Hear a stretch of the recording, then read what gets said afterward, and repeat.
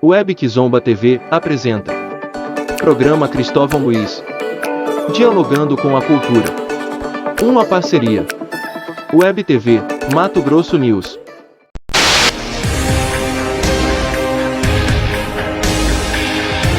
Arte, cultura,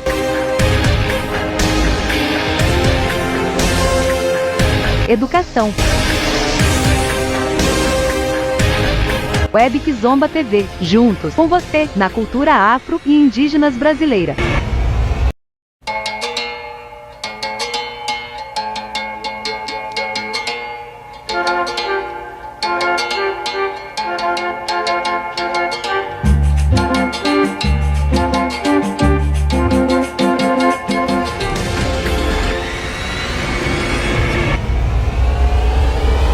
Bom dia, internautas! Eu sou Cristóvão Luiz, o timoneiro desse imenso navio chamado Web Kizomba TV, o canal da resistência viva em Mato Grosso. Hoje estamos recebendo em nossos estúdios Ivan Belém, doutor, produtor cultural, militante negro e criador. Ele cria possibilidade de dias melhores através da arte. Hoje nós estamos aqui com muito orgulho e honra recebendo Ivan Belém.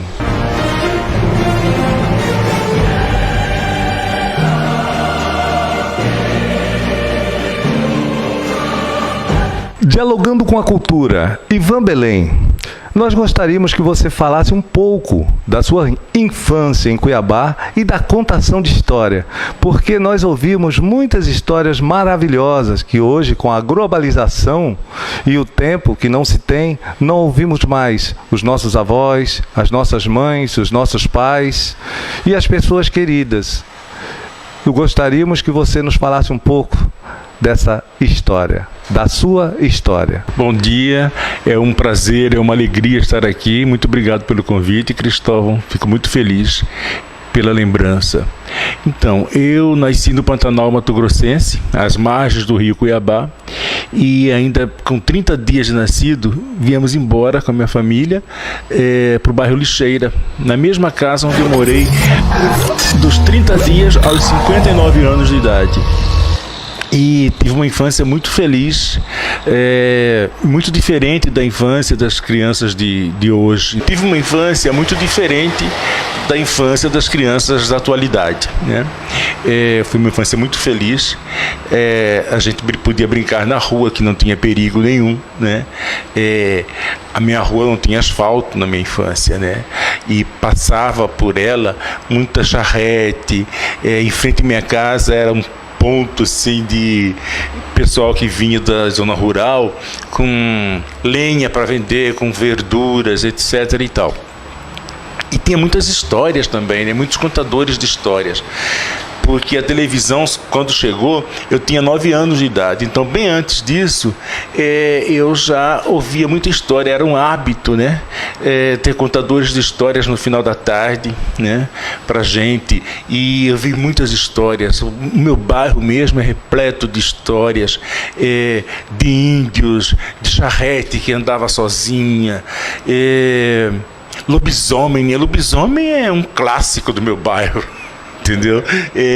Desde que eu sou criança eu ouço falar de histórias de lobisomem que aparecem pelo meu bairro e até hoje ainda rola essas histórias, né? Mas também essa é uma tradição africana, né? Que nós herdamos dos nossos antepassados, né? Nossos ancestrais se reuniam ao redor da fogueira para contar histórias e a gente ia aprendendo a conhecer os nossos antepassados, aprendendo a conhecer tudo que a vida possa ter de ensinamentos pela oralidade, né? Até porque nosso povo só foi ter acesso à escrita bem mais tarde, né? Durante a escravidão, negro era proibido de frequentar escolas, né? Nosso povo não dominava a escrita, então nosso conhecimento era repassado pela oralidade, né? E Tanto que quando chegavam aqui os escravizados, as escravizadas, as mulheres principalmente, elas criaram uma instituição africana que Gilberto Freire cita, que se chamava Acapalô, que era um grupo de mulheres que saía pelas fazendas contando as histórias dos nossos antepassados. E assim a gente ia formando esse conhecimento, essa informação de quem somos, de quem éramos, né? Me reportando a história do Ivan Belém, e isso me reporta aos griots, né? Griotes em África, né? E griots aqui. E quando um griot morria, era como se uma biblioteca inteira fosse arrasada pelo fogo. E eles tinham uma responsabilidade muito grande com a palavra, né? Era preferível a morte do que faltar com a verdade da palavra. Eles diziam que a palavra é divinamente exata, deve-se de ser exato com ela. A língua que falseia a palavra vicia o sangue daqueles que mentem. Então, os griots eram o único que, em uma guerra, nenhum dos dois matava, porque ele era o responsável, era o memorialista, era aquele que gravava tudo para recontar lá na frente. Então eu fico muito feliz, meu amigo Ivan, de você lembrar dos griots, né? Eu me reporto aqui, me lembro do Antônio Mulato, 113 anos de idade, deveria ter muitas histórias para se contar, e nós, por mais que filmássemos, por mais que gravássemos, fizéssemos os documentários, 113 anos não são 113 dias, então ele levou muita história com ele. Dialogando com a cultura, estamos aqui com Ivan Belém. Ivan, qual a importância de se preservar esse bem material e imaterial de influência afro-cuiabana e ameríndia, cravada no centro histórico de Cuiabá, que nos conecta com essa rota da ancestralidade? Então você tem aqui Pelourinhos, você tem aqui o Tanque do Baú, você tem aqui cravado nos arredores do centro histórico o Quilombo Quilombinho, que literalmente é um quilombo urbano, né, com tantas influências afro. E é óbvio que antes dos africanos aqui já tínhamos os bororos, influências indígenas. Então, gostaríamos que você falasse um pouco, né? E só lembrando que o Ivan, nosso parceiro, foi diretor daqui do MISC, Museu da Imagem e Som de Cuiabá, Lázaro Papazian Chau. E é um prazer imenso, né, podemos estar nos reencontrando para contar as nossas histórias, para dialogar com a cultura. Então, aqui eu vivi bons momentos profissionais, né? Pude trabalhar para trazer a público, né, um pouco da história do audiovisual matogrossense, né, que muito me honra, me deixa muito feliz. Então, a gente estava falando da questão da presença afro-brasileira no centro histórico de Cuiabá, né? Isso precisa ser ressaltado, precisa ser valorizado, porque a nossa contribuição, a contribuição de nossos ancestrais negros, ela sofre de uma invisibilidade, né? A gente é sempre invisível, e quando a gente surge nas histórias, são histórias que não foram contadas por nós, foram contadas pelo outro, foram contadas pelo branco, que dominava a escrita, né, e o acesso à informação, à leitura. E a gente aparece nessas narrativas quase sempre como mão de obra subalterna, submissa, sempre fazendo o trabalho pesado, como se nós não fôssemos capazes de criar conhecimentos, de criar estéticas, como se nossa contribuição fosse apenas na construção de igrejas, de edifícios, de pontes, né? Fizemos isso, mas fizemos muito mais também. Nós trabalhamos também no campo da estética, nós criamos filosofia, nós criamos música, criamos literatura, enfim, a presença afro-brasileira está em todos os setores das artes, né? E isso precisa vir à tona. Quando a gente passeia pelo centro histórico, é nítida essa presença, né? Não só no passado, como no presente. Dialogando com a cultura, falando hoje com Ivan Belém. Ivan, o racismo estrutural e institucional que se faz presente hoje em Cuiabá, Mato Grosso e no país, em sua opinião, a arte e a cultura é um contraponto? Nós conseguimos sobreviver a essa realidade no campo de batalha com a arte e a cultura, contrapor esse racismo estrutural e institucional através da arte e da cultura? Sem sombra de dúvida, o que fica na cabeça das pessoas, o que repercute no mundo, no campo das ideias, são as nossas criações artísticas, né? A nossa estética, nossa literatura, nosso cinema, nossa música, são presenças marcantes na vida do brasileiro, e isso não há como negar, né? A arte salva, não resta a menor dúvida, ainda mais agora, neste momento que a gente vem atravessando tantas dificuldades, né? Tantas doenças, tantas mortes, fome neste país. A arte tem nos dado suporte para a gente poder suportar este fardo tão pesado que a gente vem enfrentando neste país, tão triste, tão desolador.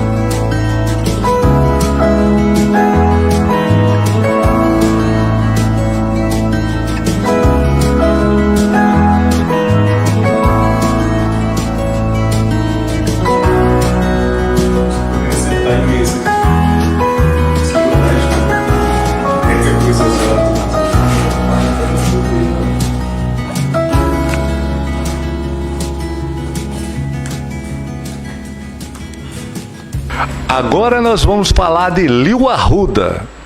Ivan, como foi trabalhar com Lio Arruda? Foi ótimo trabalhar com o Lio. Eu tenho muita saudade dele, desse trabalho que a gente fazia, né? A gente batia um bolão, a gente conseguia estabelecer um diálogo muito intenso, muito frutífero. E a gente refletia as questões que nos incomodavam, né? Que eram as questões políticas e sociais daquele momento, com muita intensidade e com muito humor. Eu acho que o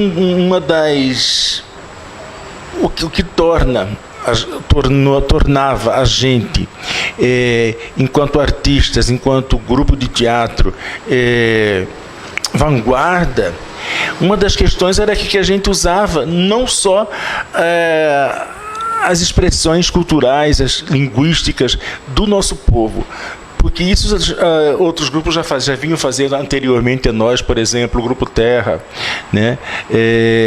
Dirigido pela Glorinha, por exemplo, já usava o linguajar cuiabano, mas nós usávamos o linguajar cuiabano com humor. A gente se valia do humor para criticar as questões, os políticos daquele período, né? E nisso é que estava o nosso diferencial. Mas a gente também sabíamos do poder do humor, do poder do teatro, né? Para criticar e até contribuir para as mudanças, as transformações da sociedade. Mas não imaginávamos que isso repercutiria, inclusive agora no século XXI, porque tem muita gente, muito artista ainda, que é meio cria da gente, que está inativa, é cria. Nós abrimos as portas para muitos artistas que hoje estão atuando, né? Porque ninguém acreditava nos artistas da terra.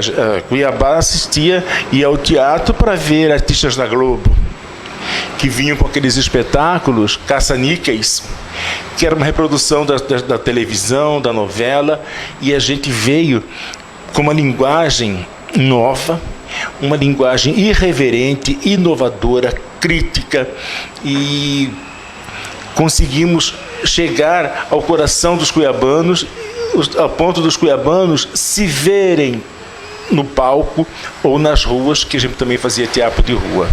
Ivan, a crítica do Liu, as críticas do passado, elas serviriam para o presente de hoje? Hoje nós temos assim tantas divergências, tantas críticas em relação à política, em relação a essa situação e circunstância a qual nós estamos vivendo, de desigualdade, questão da homofobia, questão do ódio, questão do racismo, tanta situação e circunstâncias a qual nós estamos vivendo nos dias atuais.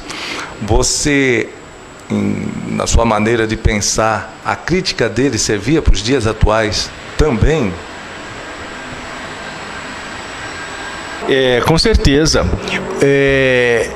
Nesse sentido, a política que estamos presenciando, estamos vivenciando hoje, no século XXI, é tudo resquício de uma tradição brasileira que vem já de muito tempo, servindo de modelo. Os políticos antigos, né, servem de modelo para os políticos atuais. Não mudou nada, né? É tudo a mesma coisa. São tradições que estão arraigadas no cenário político, né? Isso que precisa ser mudado. Então, eu acho que Liu estava além do seu tempo, né? Ainda se faz presente. Eu costumo dizer que Liu Arruda não morreu, está vivo aí ainda. Eu quero também dizer que quem se interessar por saber mais sobre a história de Liu Arruda, sobre a história do teatro mato-grossense na década de 80, 90, procurar ler meu livro. Pode procurar comigo mesmo, eu tenho para vender esses exemplares ainda, que se chama Liu Arruda, Travessia de um Bufão. Esse livro é resultado de uma tese de doutoramento meu. Eu nunca imaginei que um dia o trabalho que a gente fazia naquela época serviria para uma tese de doutorado que seria de interesse da academia um dia. E foi interesse da academia, né? Não foi uma ideia minha de estudar o teatro de Liu Arruda, o teatro do Grupo Gambiarra. Foi a ideia, quem me deu foi a minha orientadora, a professora doutora Michele Sato. E o trabalho está aí. É um trabalho bacana de se contar, porque é uma história que eu vivenciei, né? É sobre, naturalmente, o ponto de vista meu, do meu olhar, porque agora a gente tem que contar, nós contamos a nossa história, né? A história da nossa comunidade, e é isso que eu faço com esse trabalho. Ivan, o que mudou de ontem para hoje em relação ao poder de criação, em relação ao teatro, em relação ao humor? Parece que antes vocês tinham mais vida, vocês tinham mais verde, vocês pulsavam mais na beira do rio, você ouviam mais histórias. Hoje nós temos a globalização, é instantâneo. Você está no Rio, está em São Paulo, em Cuiabá, você tem uma comunicação ligeira. Mas parece que ficou mais frio também, né? O que mudou de ontem para hoje em relação ao poder de criação? E outro pensamento vocês tinham a noção do poder de criação do Liu para o humor cuiabano, para o futuro do humor cuiabano? Porque o Liu é um mito, né? Ele ficou aí gravado na história e só depois que ele se foi e depois do seu livro, né? E a gente ficou conhecendo assim o Liu. O Liu que estava nos carnavais, o Liu que estava na cultura popular, o Liu que estava nas casas das pessoas. Eu creio que muitos desses personagens foram criados ouvindo, né? Os parentes, ouvindo o tio, vovó, amigos e amigas, né, no quintal de casa, nas festas. E eu gostaria que você falasse um pouco para nós dessa trajetória.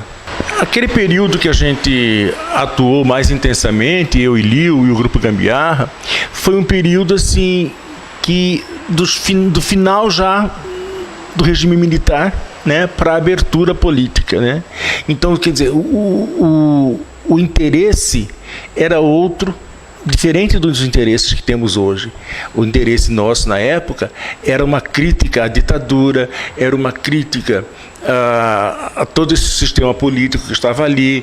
Nós estávamos experimentando, enquanto jovens, estávamos experimentando ainda a liberdade já depois da década de 80. Então a gente usufruía daquilo da melhor maneira possível. A gente se divertia, criticando, fazendo uma análise, debochando, escrachando com a política daquele momento.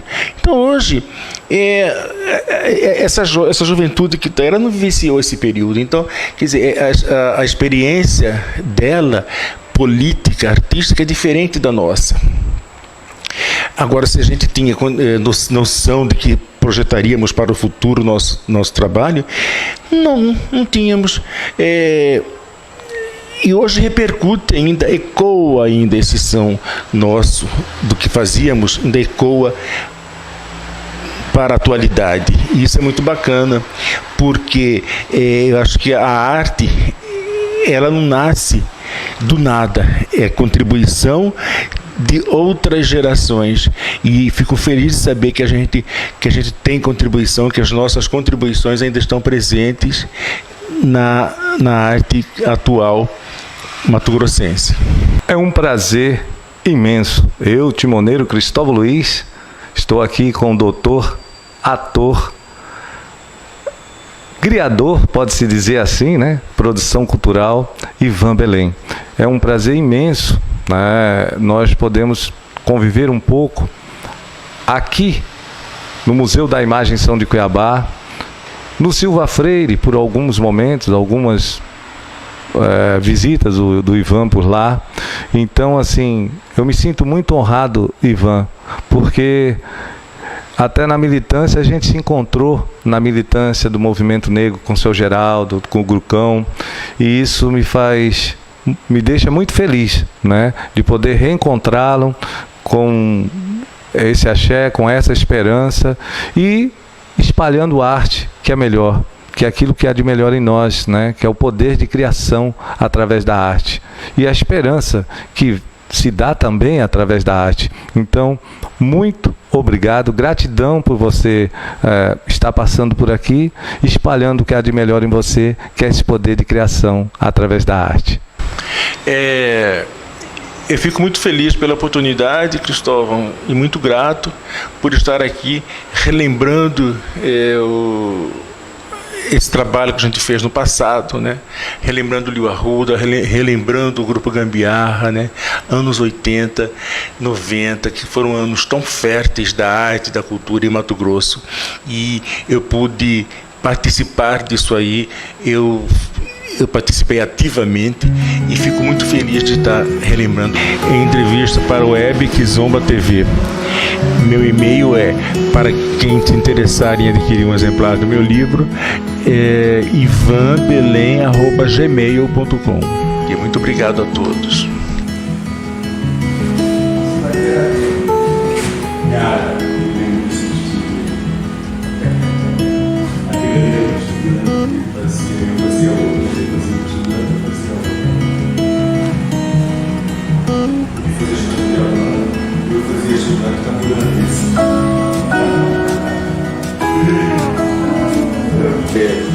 Vanguarda, uma das questões era que a gente usava não só as expressões culturais